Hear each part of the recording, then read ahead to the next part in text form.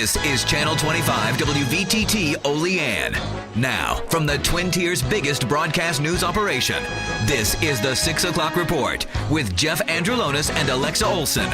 Listen on News Radio 96.7 WVTT or watch on News Channel 25 WVTT television. WVTT proudly presents the 6 o'clock report. Good evening, I'm Alexa Olson. And I'm Jeff Andrulonis. Good evening. Well, Jeff, it looks like we're going to have some fair weather for the fair tonight. That's right, Alexa, especially after the nasty weather earlier this week. Both the 170th Cattaraugus County Fair and the Potter County Fair continue tonight. Despite the nasty weather that blew through earlier this week, both fairs are continuing with their scheduled events. Tonight at the Cattaraugus County Fair in Little Valley, country music star Josh Turner. Our sister radio station, 99.1 Big Bob Country, was broadcasting live earlier this evening in preparation for Mr. Turner's concert. Tickets are still on sale at this point. County Fair organizers say that about 3,100 tickets have sold so far out of the possible 4,400 available. They expect to sell another 400 to 500 tickets tonight. That performance starts tonight at 8 o'clock at the fairgrounds in Little Valley. Well, the Cattaraugus County Fair is in full swing, and another event in Allegheny, New York is going on right now. WVTT's Molly Inglet has all the details. This weekend, this pavilion at Fireman's Park will be filled with people as Allegheny celebrates its 30th annual Heritage Days Festival. The theme for this year's Heritage Day Festival is the Civil War. The Allegheny Area Historical Association is hosting the festival and have several Civil War displays and artifacts for the public to see. There will be several family events tonight through Sunday, both at the Fireman's Park and the Historical Association building on North 2nd Street. The events include food sales, live music, balloons, and a classics car show. We spoke to the Historical Association's president, Francie Potter, who told us that the festival is about more than just fun and games. It's kind of a time to come and gather and see your old friends. And so it's a gathering of Allegheny people, and this is what we want.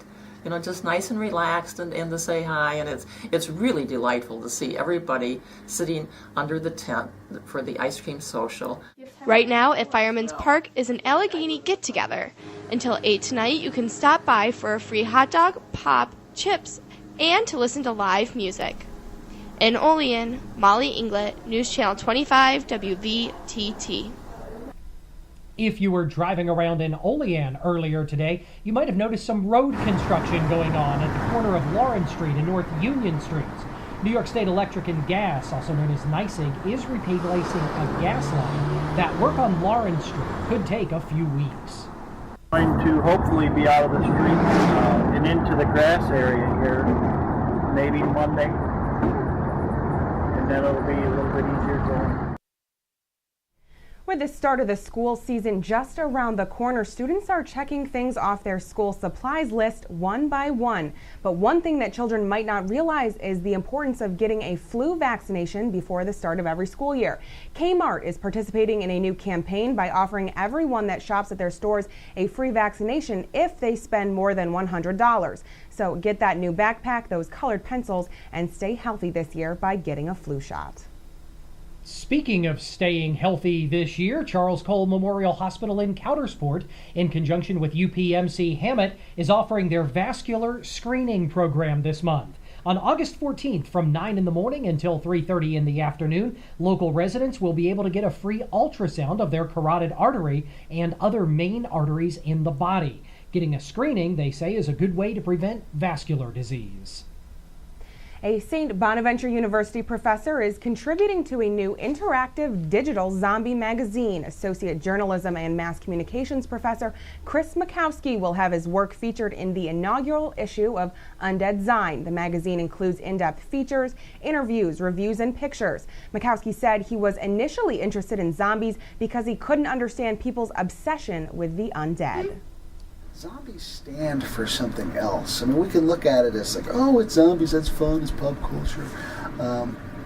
But I think there's a reason why we're so fascinated by them, and that is they stand in as a metaphor for a lot of different things. Certainly our fear of death, our fear of our own mortality, but I think also the whole idea of environmental collapse or some sort of forces beyond our control that we can't get our arms around.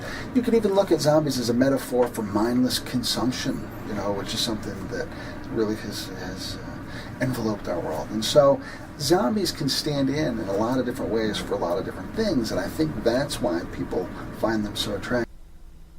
If you're looking for a job, the Seneca Allegheny Casino will be hiring as they finish up the expansion of their hotel wing. Those expansions will almost double the total number of rooms from 212 to 413. Now, the casino has announced that it's looking to fill about 50 positions, and they're going to be holding a job fair on August 8th at the Seneca Allegheny Event Center. That's going to be happening between noon and 8 o'clock. Well, speaking of the Seneca Casino, construction has begun on the Seneca Nation of Indians' new casino in downtown Buffalo. That's a $130 million project that they say could be done by late next year. The Twin Tiers is turning out to be one lucky place to live. WVTT's Ashley Masala has more. The Pennsylvania Lottery says an instant $1 million ticket was purchased from the Chestnut Street Unimart. The Kings of Cash $20 ticket is just one of $4 million tickets in the game across the state. According to lottery officials, it's not so unusual that this would happen in the Twin Tiers. There have been numerous lucky winners in the region since the beginning of the year, from St. Mary's to Coudersport to Bradford to Smethport. In Olean, Ashley Masala, News Channel 25, WVTT. Congressman Tom Reed voted this evening in favor of extending the current tax rates for all Americans. The vote prevents a scheduled tax increase on 940,000 small businesses set for January 1st, 2013. It also prevents an increase in all tax brackets, including the lowest tax bracket, which would increase from 10 to 15% on New Year's Day. The legislation passed today in the House in D.C. also means that families with children will save an average of $1,028 in taxes each year by keeping the child tax credit at $1,000. The Pennsylvania State Legislature has created the Opportunity Scholarship Tax Credit Program, which will use private money to fund scholarships for low and moderate income students in failing schools. Senator Judy Schwank says that she hopes that the pilot program will make a difference for at least some students in poor performing schools in Pennsylvania. A total of $50 million is available for this upcoming school year. The money comes from Pennsylvania businesses that donate the money to scholarship programs in exchange for tax credits. Pennsylvania Governor Tom Corbett says he's stepping down as chairman of the Delaware River Port Authority, which operates 4 Philadelphia area bridges connecting New Jersey with the Keystone State.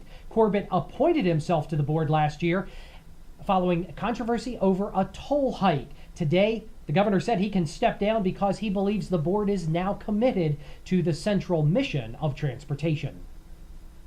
Operation Safety Net 3 wrapped up yesterday with 13 arrests. The initiative was designed to verify the addresses of more than 1,300 convicted sex offenders residing in the Middle District of Pennsylvania. U.S. Marshals made the arrest for violations of Megan's Law without incident, including 56-year-old Tyrone Fair, originally from Elmira, New York. WVTT's World News Roundup is coming up, including the latest from Syria, and we continue to have bad news to report from that embattled country. The 6 o'clock report continues here on News Channel 25, WVTT.